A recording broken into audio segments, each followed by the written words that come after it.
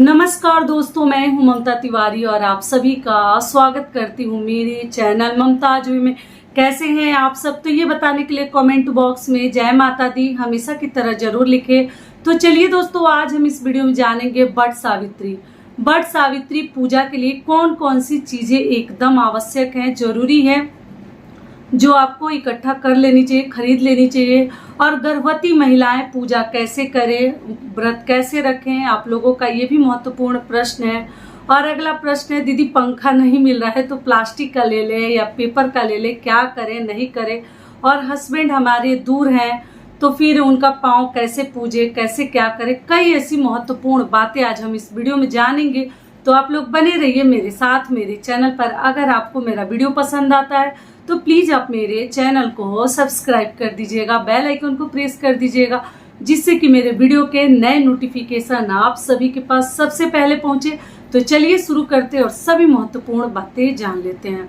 तो सबसे पहले दोस्तों आपको बता दूं कि ज्येष्ठ माह के कृष्ण पक्ष के अमावस्या तिथि के दिन हम वट सावित्री का व्रत रखते हैं।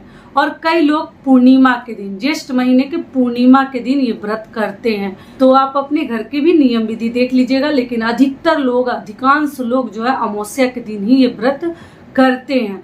तो व्रत कब है? 6 जून को। दिन क्या है? गुरुवार। गुरुवार के दिन हमें व्रत रखनी है और 6 जून को डेट है। तो उस दिन हमें, जैसे आपको मालूम ही है कि अमावस्या के दिन सुबह सवेरे हमें उठ जानी चाहिए। और उठने के बाद आप स्नान आदि से निवृत्त होकर और आप कोई भी लाल पीला वस्त्र पहन सकते हैं। कोरा का कोई नियम नहीं है। आप लोग पूछे दीदी कोरा साड़ी पहनते हैं तो जी नहीं, ऐसा कुछ नहीं है। अमावस्या का दिन है, कोरा ना पहने तो ज्यादा बेहतर है। पहनी धुली हुई साड़ी भी आप लोग पहन सकते हैं। लेकिन जिनके आप पहली बार व्रत जो है कोरा साड़ी से ही उठाते हैं तो आप लोग उठा सकती हैं। ये हो गया। उसके बाद से जिनके आप पान और धान से किया जाता है, पहली बार धान पान से, तो धान पान ले लेंगे। साथ में आप कच्चा सूत भी ले सकते हैं या रील ले सकते हैं। ऐपन चाहिए। पति के लिए कुछ मतलब कोई भी वस्त्र ले लीजिएगा, शर्ट पैंट भी ले सकते हैं या टी शर्ट ले सकते हैं या बनियान, कुछ नहीं है तो एक रुमाल ले लीजिएगा। पति के लिए एकदम जरूरी है, क्योंकि हर सुहागन महिलाएं ये व्रत अपने पति के दीर्घायु के लिए ही करती हैं। तो आप रख लीजिएगा। खुद के लिए आप साड़ी कपड़ा जो चाहे ले सकती हैं, कुछ नहीं है तो कम से कम एक पैकेट चूड़ी और एक बिंदी का पत्ता और सिंदूर, ये तो पक्का आपको चढ़ानी है सावित्री माता को, ठीक है। और ऐपन बना लीजिएगा। और मूंगफली आप ले सकते हैं, सामग्री में बता दे रही हूँ। मूंगफली या चना या किशमिश, काजू, अंगूर जो चाहे। 108 बार फेरी लगाने का नियम है। तो आप चना को भिगो लीजिएगा। इन्हीं सब चीजों के साथ फूल, जल, ये सब चीजें लेकर हम वट वृक्ष की पूजा करते हैं। इसमें पीपल वृक्ष की पूजा नहीं करते हैं। वट सावित्री व्रत में हम वट वृक्ष की पूजा करते हैं और लेकर वहां जाते हैं। सिंदूरा सिन्होरा भी ले जाते हैं, लेकिन कई लोग नहीं ले जाते हैं। तो आप अपने घर का नियम देख लीजिएगा। उस दिन सिन्होरा से ही हमें सिंदूर लगानी है। या तो आप वहां भी लगा सकते हैं जाकर, या तो आप घर में भी लगा सकती हैं। तो ये हो गया। और उसके बाद से आप क्या ध्यान रखिएगा, जो गर्भवती महिलाएं हैं, बाकी लोग व्रत रखेंगे, मैं पहला वीडियो डाल चुकी हूँ, सब कुछ समझा चुकी हूँ। 3 प्रकार से व्रत रखा जाता है, इसमें भी बता दे रही हूँ। एक तो फल पे रखा जाता है, दूसरा मीठा भोजन शाम को कर लिया जाता है, तीसरा दाल चावल सब खा लेते हैं, केवल पूजा पाठ करते हैं और फेरी लगाते हैं, ठीक है। उसके बाद से गर्भवती महिलाओं को क्या ध्यान रखनी है, आप व्रत ना रखें तो ज्यादा बेहतर है। ऐसे कंडीशन में कम ही व्रत करें तो ज्यादा अच्छा रहेगा आपके लिए भी और बच्चे के लिए भी। बाकी आप लोग देख लीजिएगा, ठीक है। और पहली बार ये व्रत आप लोग उठा सकती हैं, कोई दिक्कत नहीं है। जो भी उठाना चाहती है इस साल 2024 में आप लोग उठा सकती है, कोई अधिक मास मलमास नहीं है। उसके बाद से गर्भवती महिलाओं को क्या ध्यान रखनी है कि देखिए, आप पूजा पाठ कर सकती हैं, वट वृक्ष के पास भी जा सकती हैं, सभी कार्य कर सकती है। ध्यान पूर्वक कीजिएगा। और भीड़ भाड़ बहुत रहता है, आप बच के रहिएगा। और आप फेरी नहीं लगाइएगा, क्योंकि ऐसी स्थिति में आपको फेरी नहीं लगानी चाहिए।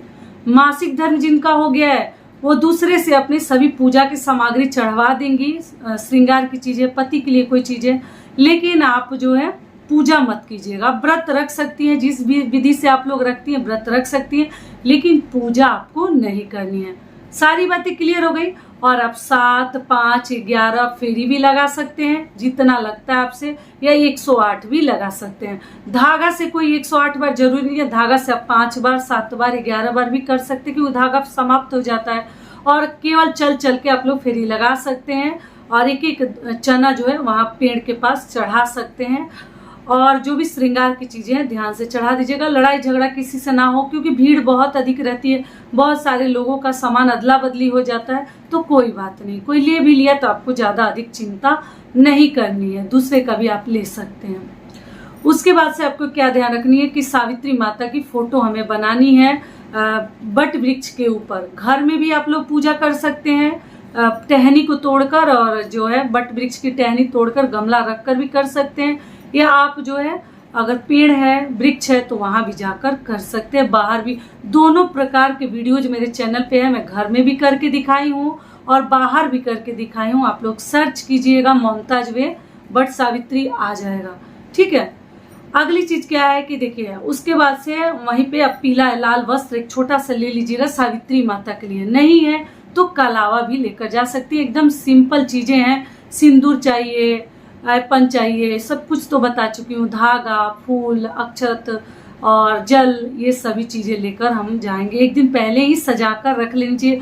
और आप जैसे दोपहर तक भी लोग पूजा पाठ करते हैं। अमावस्या तिथि कब प्रारंभ हो रही है, कब समाप्त हो रही है, आगे मैं आपको बता दूंगी। तो गर्भवती महिलाओं के लिए भी बता दी, आपको फेरी नहीं लगानी है, पूजा पाठ करनी है। अब चलिए जान लेते हैं पंखा के लिए। तो देखिए, पंखा के लिए समझा चुकी हूँ कि प्लास्टिक का मिलता है तो वही ले लीजिए, बांस का मिलता है वही ले लीजिए, ताड़ का मिलता है वही ले लीजिए, और नहीं मिलता है तो ये कार्डबोर्ड का बना लीजिए, पेपर का बना लीजिए।